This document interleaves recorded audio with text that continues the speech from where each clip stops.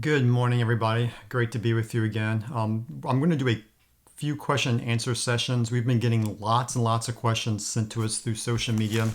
And I've asked for you all to ask your questions, and you've actually answered by asking lots of questions. So I'm just going to go do this for a couple sessions, go through some of these questions, and hopefully this will be helpful. So one of the first questions was talking about testing.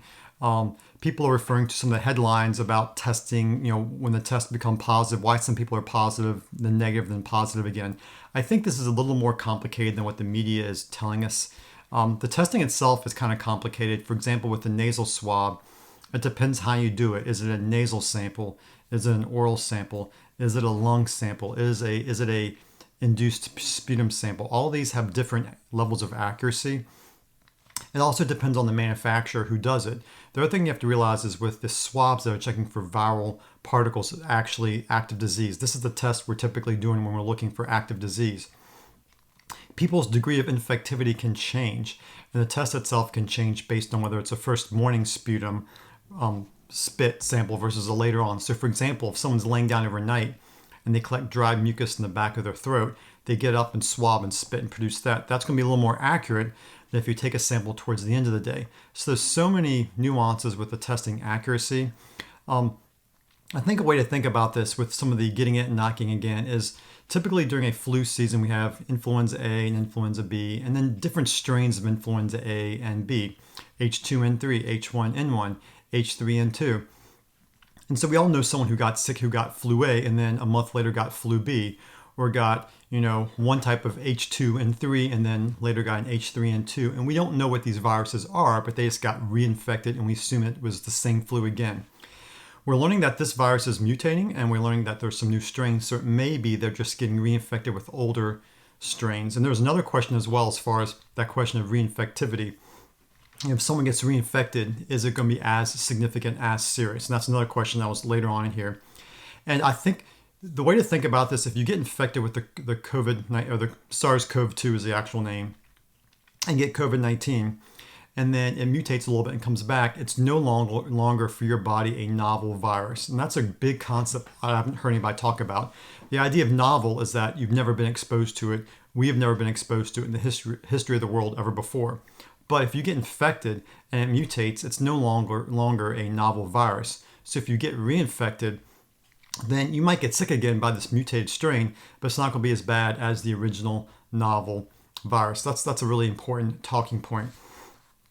So next question. Numbers are still increasing despite many people staying at home. There's a lot of crowds in grocery stores. Do I think there's been a lot of contagion in these places? Should we avoid going to grocery stores? Do I think I need to be concerned about food safety in the near future? These are three big different questions. One of my things was always, like in New York City, for example, when they said stay at home, the subways stayed open. Well, the basic workers still have to go to work and pick up trash and provide food and work at Amazon and the grocery stores in order for people to eat. So what happened was it still spread rapidly in New York City. We had the people going home here in Virginia. The kids went home. People are still going to grocery stores. And if y'all remember, right before the stay in place orders kind of went out, grocery stores were packed. People were in 2-hour lines. Well, that was a massive spread. So as long as we're going in public, that's going to happen. We're just slowing. The only way to actually stop this is for everybody to stay at home and be boarded in their homes for 2 to 4 weeks, which is what they did in China. They literally, actually, some places would weld people in their houses and buildings so they couldn't get out. Are we going to do that in America? Absolutely, positively not. So there's always going to be some spread, and we want a small degree of spread to happen so that it goes around and so we get herd immunity. That's just going to happen. As long as people leave their homes for any reason whatsoever, that's going to happen. That's not preventable. So instead of having massive spreads, we have slower spreads, which was again one of the three major purposes for this whole lockdown in the first place. As far as food safety in the future, my biggest concern for food safety is not the people delivering the food to your house. It's supply chains being cut. The average food in your grocery store travels about 1,500 miles to get to your home. And when the butchers and when the pork manufacturers out in the Midwest no longer have, when they're literally sacrificing a third, a quarter of their beef, I'm sorry, of their pigs, of their chickens, that's going to affect food access in the future. So my biggest concern with food safety is actually the supply lines being cut, which makes right now finding local sources for your food, local farmers, a big, big deal. And with us, we're getting a lot of food from local farmers through fall line farms, getting our milk from local farmers. And literally, it's the farmer touches it. They put it at a drop-off spot. We pick it up. So our personal supply chain is not being that affected. We still have access to chicken and beef locally. And that's where I think, you can mitigate this issue by just finding local sources. Next question. Someone has concerns about people in Midlothian getting sick, having symptoms and reappearing, coming back. Did they get it again? Then the WHO has concerns about getting infected and not actually having immunity. I think this is an older question because the WHO then retracted that statement. When that statement came out, I thought it was a very uninformed statement to make. You can't just assume because someone gets infected again that they're reinfected with the exact same virus. Again, in a typical flu season, a typical head cold, there's always someone's kid, someone's family who's sick the whole season, right?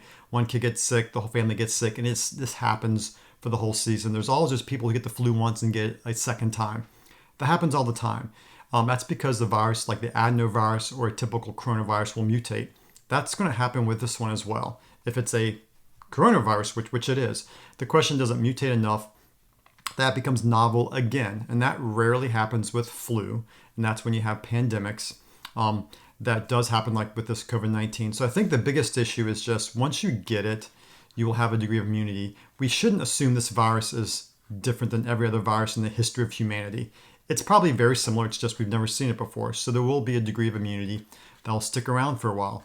If it mutates a little bit, you might get reinfected, but it won't be as severe as the first time because it's no longer novel for you. And maybe that's the concept that people should be talking about. It's only novel once. Something's only new once. After that, it's a second or third time. And so without some kind of antigenic shift or drift, which is without some kind of antigenic shift, we're not going to see any major issues with this as far as we know. Again, this is all in flux and in change. Next question. And I'm trying to keep these short, less than 10 minutes. So next question, there's some questions about hydroxychloroquine, its efficacy. I actually did a video on this a couple of days ago, so I'm not going to go too in depth on it.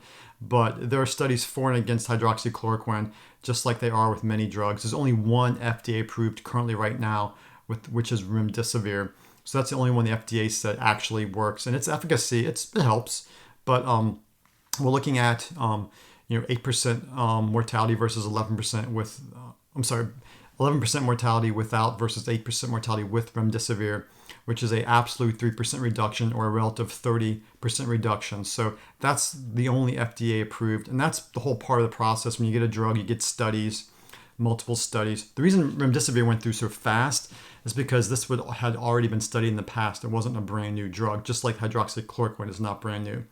So I don't think it's as much as a pharmaceutical conspiracy per se. It's just this is the way research works. You have studies for and against, and then you get enough of these and someone justifies a randomized trial, and the randomized trial, which is what happened with remdesivir, shows, hey, it actually works or actually does not work. And we do not have that with hydroxychloroquine. So the best practice is to save it for those who are sick. And it's really interesting because there's been a pullback. The government really initially said it was useful, and they said it wasn't. And they said it was. And you're going to see that back and forth. I think that's the reason we should let well-educated practitioners make these decisions, not news media outlets or administrators, because ultimately the practice of medicine is a practice, and it occurs at the level of the practitioner and the individual, not the level of government organizations or news media outlets. You should let the professionals look at the studies and determine for the patient if it's appropriate or not. And it's not appropriate for everybody. Until we have an RTC trial, we will not know for sure about hydroxychloroquine. I think that's the biggest take-home point. So someone else is curious about my question about returning to school and schools opening. Seems kind of dangerous. Since it seems less dangerous than previously expected, do I think it's safe to return to school in the fall? What are my thoughts? Well, the thing about it is once kids go back to school, we're going to see a massive spike. We could try to do what they're doing in China, which is where we do almost like shift work for school. So some kids, they do this in Brazil as well. Some kids go to school from like 7 till 11, then they go to school from like 11 or 12 till like 4 to 5, then from like 6 till 10. I mean, they do that in Brazil for schools. They're doing something like that, and that's normal. That was something they were doing decades ago in Brazil. They're doing that in China. Are we going to do that here in the United States? I don't think that'll fly with most parents who work. When kids go back to school, the question ultimately is, what's the downside for kids going back to school in the fall? They get sick. I get that. But the kids, if you look at the data, the kids are not, if you're less than 18, the odds of you dying from this are less than 0.001%. So it's about like a typical cold or flu for kids. So you kind of sort of want them to get immune so they won't spread it to their parents, so they won't spread it to grandparents. And we're actually losing that right now with the way we're doing it with schools. Now, I'm not saying what we did was wrong. I'm saying that's just how herd immunity develops. Sweden has chosen to not close down schools, and they're actually going to have herd immunity by the end of the summer. So my thoughts on the school thing, I don't know. Do we just stay at home for the rest of the year? Does everybody homeschool for the rest of the year? How's that going to affect families? How's that going to affect anxiety, depression, mental health? There's all these things. I think this needs to be ultimately determined at the local level, at the level of the local counties, regions, states, because they can take local data and apply it. You can't take New York City data and then tell schools in Des Moines, Iowa, they can't meet. So, but ultimately, you're right. If kids go back to school, we will see another spike, and that's what typically happens when kids go back to school from the summertime. Within 2 to 4 weeks, kids start getting sick. That's what happens after spring break and fall break. That's what happens all the time. That's what we usually see. It's just this will be with the COVID-19 spreading around. Last question for this session would be, when should we consider antibody testing to see if we have COVID-19? Are the current tests good? And should we wait a couple more weeks to get more specific ones? The question about that is none of the tests as of today are FDA approved for diagnostics. They're basically research tests that have been approved for epidemiological purposes, just to see how prevalent this is in the area. The sensitivity and specificity depends on which test. There's dozens of tests out there. LabCorp in our area is the one that does both IgG, IgM, and IgA. If you do all three of those, the sensitivity is probably 95% plus or minus, so it's actually probably pretty good. But we're still learning, which manufacturers do which tests. I'm waiting to get some labs from a manufacturer that their IgG is to spike proteins 1 and 2. It's to the capsid. It's also to the nuclear protein, and they have the IgG, A, and M to all of these. So they're actually checking 12 different antibody epitopes, and that test is about 98 to 99% sensitive. I'm waiting to get some stuff from the manufacturer on that one, but they don't work with insurances. So if people want to use their insurance, you're kind of going to get stuck with the LabCorp Quest bioreference lab test, which again, we're looking at anywhere from 87 to 93%. If you do one IgG, you're looking at about 87% sensitivity. So ultimately, a diagnosis is a clinical thing. If you have the typical symptoms for this and minor symptoms, which are the major symptoms, flu-like illness, and the minor symptoms are GI upset, nausea, loss of smell, low-grade headache that lasts weeks, this feeling of shortness of breath, even at rest, that comes and goes. These are some of the atypical symptoms that are unique for COVID-19. If you have some of those, then you probably had this. And do you believe the testing? If it's negative, well, you have to know the prevalence in your area then to determine if the test is accurate. And I've talked about this in other videos. But in New York City, where there's a high prevalence and it's negative, well, you probably didn't have it. If in Virginia, where we don't know the prevalence yet because our state hasn't kind of putting that data out yet. Let's say it's 1% or 2% and it's negative, then it's probably negative because it's not around here a lot. But we don't know the prevalence because we haven't done it yet. And that's the problem with the testing. A lot of these tests, their accuracy is based on prevalence. So if 1 in a million people have a disease and the test is negative in a low-risk person, it's probably believable. If the test is positive in a low-risk individual, it's probably a false positive. That's where a lot of people don't get. You have to actually know the prevalence of the disease in your area to be able to appropriately interpret the accuracy of the lab testing. And that's why a test done in New York City with a certain sensitivity and specificity may not apply to Richmond, Virginia, for example. The other thing is a lot of these tests' accuracy are based on internal validation, i.e. if I do the same test in the same lab, I get the same result back. That accuracy is good, but accuracy does not refer to reliability. If I do this test in where I live and it's positive, is that an actual case?